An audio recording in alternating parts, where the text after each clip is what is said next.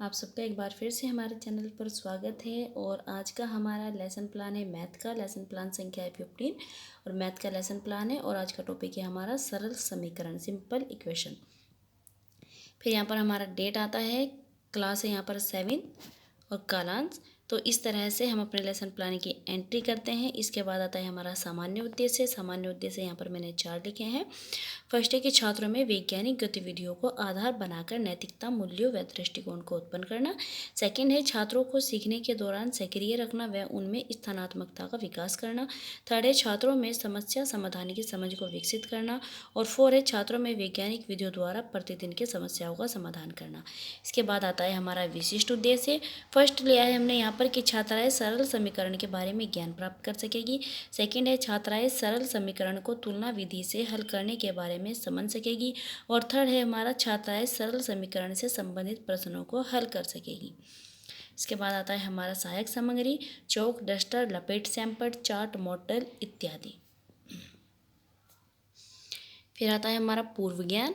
छात्राएं सरल समीकरण के बारे में सामान्य जानकारी रखती है, ये लिखते हैं हम पूर्व ज्ञान में। इसके बाद आते हैं हमारे इंट्रोडक्टरी क्वेश्चन, प्रस्तावना प्रश्न। यहाँ पर इस तरह से टेबल बनती है और यहाँ पर हम 4 या 5 क्वेश्चन अपने ले सकते हैं और इजी क्वेश्चन लेते हैं ताकि बच्चे इनके आंसर दे सकें।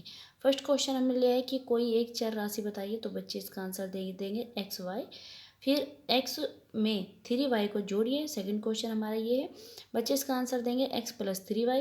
फिर हमने थर्ड क्वेश्चन लिया है x प्लस 3y जब y इज इक्वल टू 2 तो इसका मान क्या होगा, बच्चे इसका आंसर दे देंगे x प्लस 6। फोर्थ क्वेश्चन लिया है हमने x प्लस 6 में प्लस की जगह इज इक्वल टू चिन्ह लगाए तो क्या बनेगा, तो बच्चे इसका आंसर देंगे कि एक समीकरण बन जाएगी।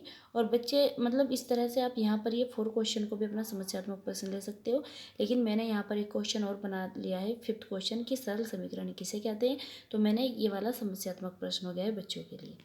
तो यहाँ पर मैंने 5 क्वेश्चन लिया, आप इसमें 4 क्वेश्चन भी ले सकते हैं, 5 भी ले सकते हैं अपनी इच्छा के अनुसार। सेकेंड है यहाँ पर हम, इसके बाद आता है हमारा उद्देश्य कथन। उद्देश्य कथन में हम लिखते हैं कि छात्राओं आज हम सरल समीकरण के बारे में अध्ययन करेंगे।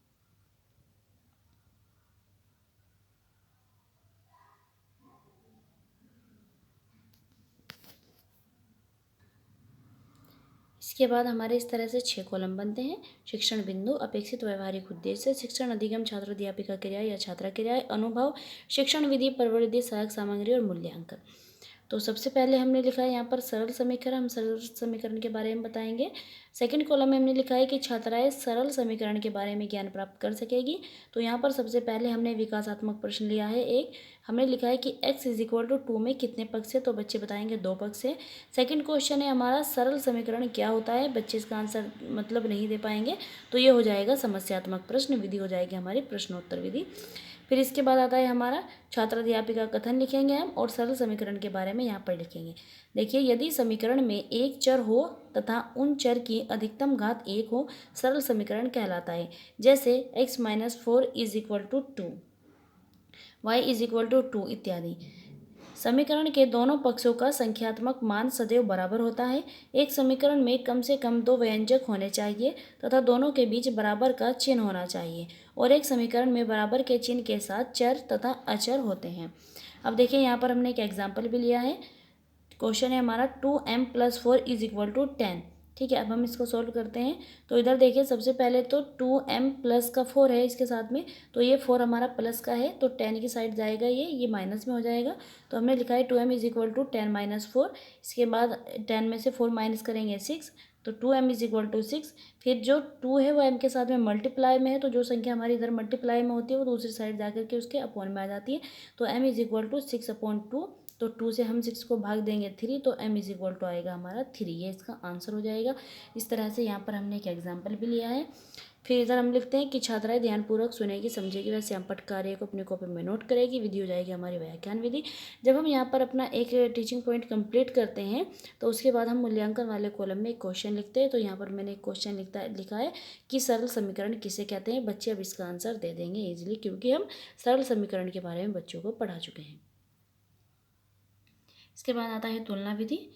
सेकंड कॉलम में हम लिखेंगे कि छात्राएं सरल समीकरण को तुलना विधि से हल करने के बारे में समझ सकेगी। यहाँ पर भी हमने एक विकासात्मक प्रश्न लिया है।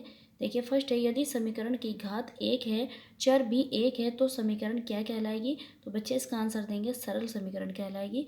सेकंड क्वेश्चन है, तुलना विधि समीकरण से आप क्या समझते हैं? तो बच्चों के लिए समस्यात्मक प्रश्न हो जाएगा, विधि हो जाएगी आपकी व्याख्यान विधि। फिर इसके बाद हम तुलना विधि के बारे में बताएंगे। यहाँ पर लिखते हैं कि छात्र अध्यापिका का कथन। अब देखिए, इस विधि से हल करने के लिए हमें दोनों पक्षों में एक ही संख्या से गुणा, जोड़ अथवा भाग करना है, ताकि समीकरण हमेशा से संतुलन में रहे, जैसे कि तुला के दोनों पल्ले रहते हैं। समीकरण हल करने की उपयुक्त विधि को तुला विधि कहते हैं। जैसे 3x - 7 = 5, दोनों पक्षों में 7 जोड़ने पर, तो 3x + 7 - का 7 = 5 + 7। तो यहाँ पर देखिए 3x = 12, ठीक है, क्योंकि जो हमारा 7 है, एक प्लस का एक माइनस का है, ये माइनस हो जाएगा। फिर नीचे देखिए दोनों पक्षों में 3 का भाग देने पर, अब 3x/3 और 12/3, तो 3 से 3 कट जाएगा और x का हमारा आंसर आ जाएगा 4, क्योंकि हम 12 को 3 से डिवाइड करेंगे तो 4 आंसर। तो ये हमारे इस तरह से हमने एक एग्जाम्पल भी दिया है आपको।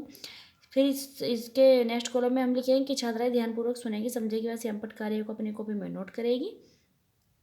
इसके बाद हमने मूल्यांकन वाले कॉलम में देखिए एक क्वेश्चन लिया है कि समीकरण को तुलना विधि से कैसे ज्ञात करते हैं। यहाँ पर हमारा ये सेकंड टीचिंग पॉइंट कंप्लीट हो गया है। अब हम आगे देखते हैं। इसके बाद आता है आदर्श प्रश्न। छात्राएं सरल समीकरण से संबंधित प्रश्नों को हल कर सकेगी। फर्स्ट क्वेश्चन लिया है हमने, 3x + 12 = 24 को हल कीजिए। यहाँ पर जो हमारा आदर्श प्रश्न होता है, इसमें हम बच्चों को 2 क्वेश्चन करके दिखाते हैं। तो यहाँ पर देखिए 2 क्वेश्चन मैंने लिए हैं, तो इस क्वेश्चन को हम यहाँ पर सोल्व करते हैं। 3x + 12 = 24, तो 3x में जो हमारा 12 है वो प्लस का है, वो 24 से माइनस हो जाएगा इधर जा करके, तो 3x = 12 आएगा। फिर जो हमारा 3 है वो x के साथ है मल्टीप्लाई में है, तो x = 12 के नीचे ये अपॉन में चले जाएगा, क्योंकि जो संख्या हमारी इधर मल्टीप्लाई में होती है वो हमारी डिवाइड में जाती है दूसरी साइड, तो हमारा इसका आंसर आएगा x = 4। फिर सेकंड क्वेश्चन हमने यहाँ पर लिया है, समीकरण 5x + 2 = 3x + 8 को हल कीजिए। तो ये क्वेश्चन हमने सोल्व कर दिया है, आप देख लीजिएगा इसको। इधर हम लिखते हैं कि छात्राएं सुनेगी, समझेगी, वैसे स्वयंपट कार्यों को अपनी कॉपी में नोट करेगी, विधि हो जाएगी यहाँ पर हमारी निगमन विधि।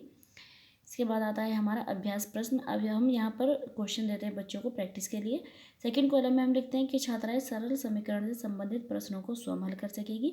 और यहाँ पर देखिए हमने 2 क्वेश्चन लिए हैं। फर्स्ट है, समीकरण 6y - 9 = 2y + 15 को हल कीजिए। सेकंड क्वेश्चन है, x + 5 = 3, इस समीकरण को हल कीजिए। नेक्स्ट कॉलम में हम लिखेंगे कि छात्राएं प्रश्नों को अपनी उत्तर पुस्तिका में नोट करेगी। और यहाँ पर लिखते हैं हम अभ्यास विधि। विधि हो जाएगी कौन सी? हमारी अभ्यास विधि, ठीक है, यह अभ्यास कार्य। तो इस तरह से हमने यहाँ पर क्वेश्चन कराए हैं। अब हम आगे देखते हैं। इसके बाद आते हैं हमारे पुनरावृत्ति प्रश्न। फर्स्ट है हमारा कि सरल समीकरण किसे कहते हैं। सेकंड है, समीकरण 2x + 3 = 5 को हल कीजिए। और थर्ड क्वेश्चन है हमारा, समीकरण 3x - 6 = 12 को हल कीजिए। इसके बाद हमारा आता है black board work. Black board work आप इस तरह से करते हैं। सबसे पहले ब्लैक बोर्ड में वर्क करते वक्त सबसे पहले एंट्री करते हैं, अपना सब्जेक्ट लिखते हैं, टॉपिक लिखते हैं, क्लास वगैरह लिखते हैं। इसके बाद देखिए यहाँ पर मैंने 2 लाइन सरल समीकरण के बारे में लिखी है। इसके बाद इसका एक एग्जाम्पल दे दिया है। तो इस तरह से आप अपना ब्लैक बोर्ड वर्क करके पेस्ट कर सकते हैं। इसके बाद आते हैं हमारे होमवर्क गृह कार्य। फर्स्ट लिया है मैंने यहाँ पर भी मैंने होमवर्क में भी 3 क्वेश्चन दिए हैं। x + 5 = 3, इस समीकरण को हल कीजिए। सेकंड है, समीकरण 4x + 5 = 9 को सरल कीजिए।